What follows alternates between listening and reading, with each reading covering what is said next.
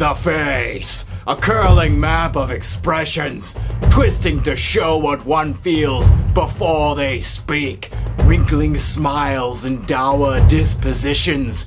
You hide less than you think from me, little wolf. Hair! A constant attitude and the second step of personal expression when one is naked before the all thing. Braided to a stump. Greetings, chromatic warriors. Our model today, hailing from Fenris, is a Sagittarius and enjoys the craft of bodybuilding. He has two bases. Let me explain. As I was painting this wolf up with a friend, Gravenly Studio, on his Twitch stream, it occurred that I could make this model detachable. In one case, he can be attached to a square blade. In one case, he can be attached to a square base and butted up next to my friend.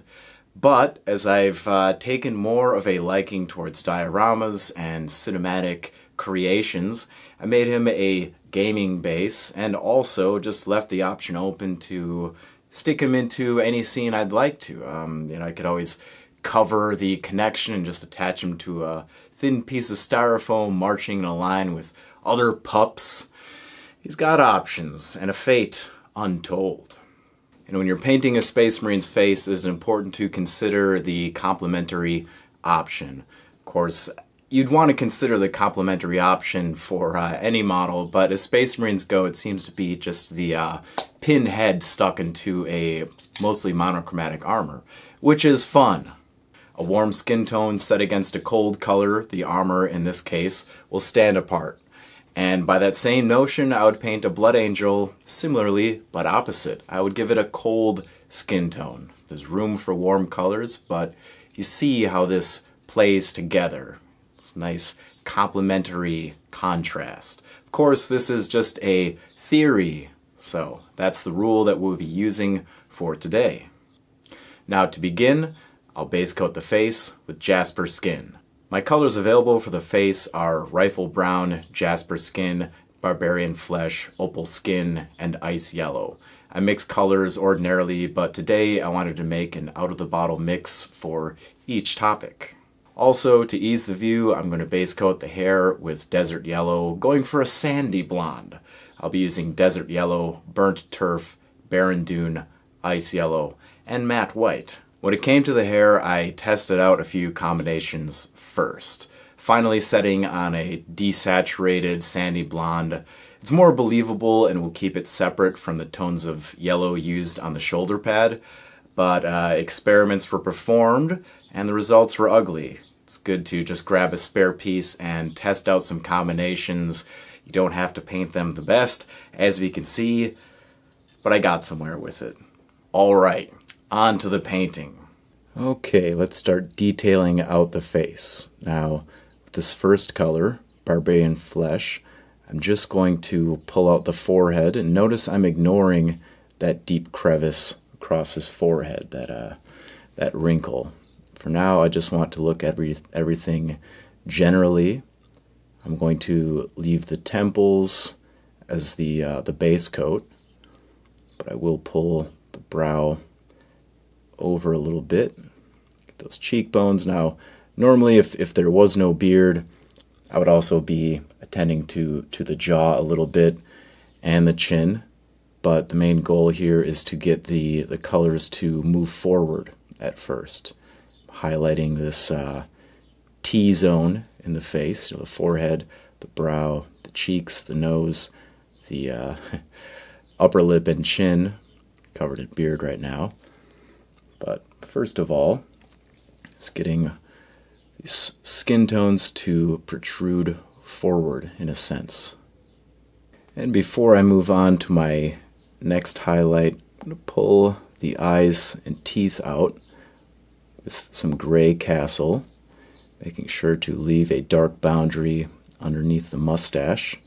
It'll help to separate things, but yeah, why save the eyes for last? Now with some diluted Rifle Brown, it's probably a little bit much on my brush. Let me sweep some away. I want to push this onto the temples. I'll get this under the eyelids, maybe in the corners of the eyes, try to get this to sink into the crease between the beard and the face where that's happening. But again, trying to emphasize that protrusion. I'm going to keep calling it that, but leading the tones forward, the facial features. Very nice. Ooh, get inside the ear. And I'm going to repeat that again, slowly layering things up so I get a nice smooth result. That dilution will help. I feel like it gives me a little bit of control as gravity is helping to do some of the work for me. It's going to naturally pull into some of these deeper crevices I'm intending to shade.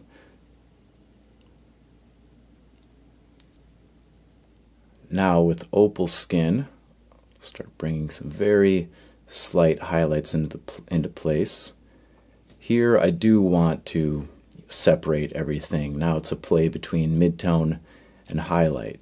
So I will work around that what is now a soft wrinkle in the forehead. Brightening up the forehead right up next to the hairline as well. Pick out the individual nostrils.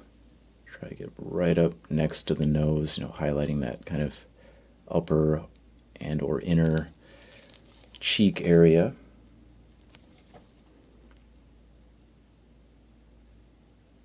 There we go. And just want to add to the saturation.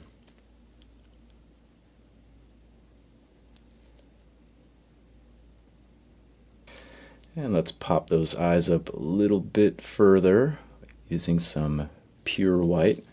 Trying to leave a small amount of that gray castle showing. I'll do my best.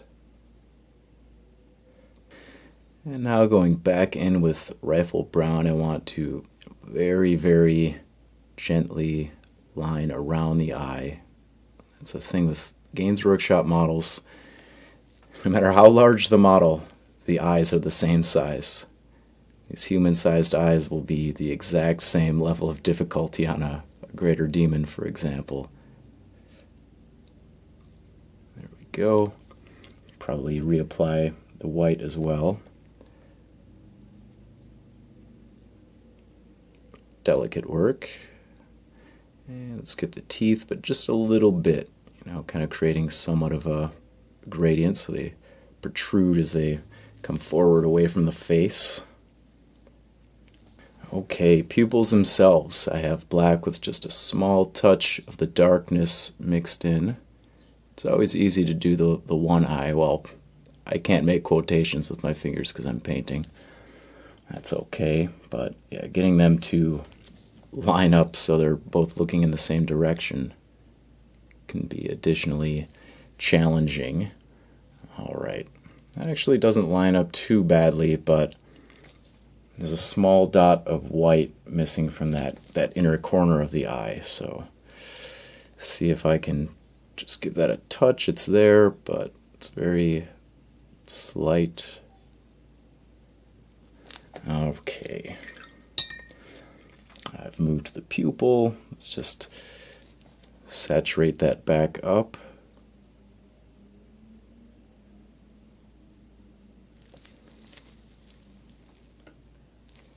Not bad. Just even them out a little bit. Yeah, it can be slightly messy work, but let's go back in with some of that Jasper skin. Lining, picking out the under eyelid again. That should help to corral, some of the errant tones. Lift that up a little bit with Barbarian flesh now.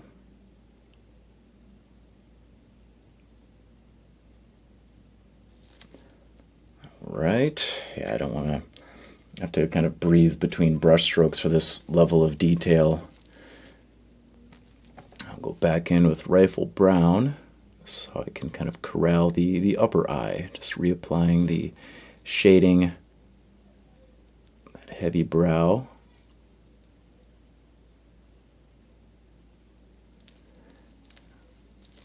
Alright, not bad. Now to finalize the facial highlight, I'm going to come in with the slightest amounts of ice yellow, really trying to cling to any small bit of texture, or maybe, adding some more where I might see fit, trying to make his brow a little furrowed, trying to pull out some very slight crow's feet, very delicately, just the smallest touches here. Try to get that lower eyelid, nostril, and I'm not even uniformly highlighting the nose, it's just the tip and up at the bridge where it connects to the brow. And the ice yellow sits nicely, it's bringing things back to a warmer, fleshy tone. I could go up to white, but that would deaden things. It's all very subtle, but slight differences matter. Now here and there I might jump back and forth, I just want to smooth out some of these mid-tone areas. Seeing it, it's after painting, getting close to the object, you start to find more subtleties, smaller textures. So I'm just trying to, attend to as much of that as I can see. Just pull it up in the slightest of ways. Yeah, it's interesting how that depth is created through highlights. That color in the middle of the forehead, not that dark of a color. Man, I liked and subscribed one time.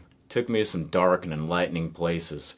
I also found clothing. Have you checked the relevant links down below? There are some useful discounts as well as additional items of interest. Goodbye! Moving on to the hair. Originally, if you recall, that was a base coat of desert yellow. I'm now highlighting with burnt turf, and the same rule applies when I was working on the face. Making sure to not get lost in the textures and seeing the overall shape of the object, before getting all liney about it. So just shading it very generally at first. I'll leave some of that desert yellow showing, but this is a good example right here. Instead of starting off by individually highlighting each hair, I'm just going to paint the general area. Not dropping down to a maximum depth of shadow. It's going to give it a much more volumetric look. Going a little lighter and brighter, I'm now adding in some Barren Dune. And you can see I'm acknowledging the texture much more closely. My brush strokes are aligning with the pattern of the hair, making sure to not cover that previous layer.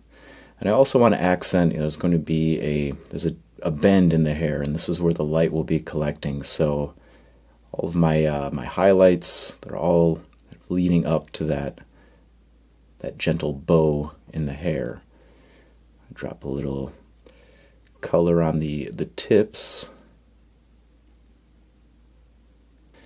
Now he also has sort of a buzz cut going on, so I still want to create some patches of even color, but around those patches, I'll start to add a little bit of texture, some pointillism, just like so. And yeah, it's going to take a little while to get a nice saturated coat, especially with that pointillism. It's going to take more than one pass. I want to vary the saturation. See how that's going to be a little bit of a slower build, not too bad. Start framing up the face, getting these highlights right next to that darker border of rifle brown. Yeah, just giving everything another little kick up with more texture this time. And going brighter still, I'm going to apply some ice yellow. Very, very fine this time. Just some thin lines. So I'm holding the brush at an angle, pressing very gently, leading the paint along, similar to a pinstripe. There's kind of an amount of pressure that you apply towards the middle, pressing lightly to begin, a little heavier in the middle, and then lifting off again. It's a nice slivered highlight. Get those little bits of brushed back hair. And always make sure to go back and add some safety layers so things come out nice and saturated. And lastly, just some small dots of white for that Pantene Pro V shine. Not a sponsor, just a popular commercial series from the 90s. Just the slightest amount of a highlight here. Get that shine. You want the hair to have that shimmering look. You know, it's a semi-reflective surface, so sort of treating it as if one would non-metallic metal. This wolf is ready for his... This wolf is ready for the next rune in his saga. Who knows what shape it may become? I hope this video helped to enlighten you when you're painting your own facial features. There's a certain balance between realism and the animated / makeup tutorial approach. So as always, when it comes to expressing ourselves in miniature painting, we acknowledge all of the realms and create what looks best to us. This also keyed in on the ever-important topic of value control. More and more, I just want to remind you that you are painting the light, and not everything drops down to its deepest level of shadow. There are many more subtle ways to provide a contrast. So, thank you for watching, thank you for supporting me on Patreon, and let me know how you feel in the comment section down below, my friend. And until we meet again, remain unchained. There it is.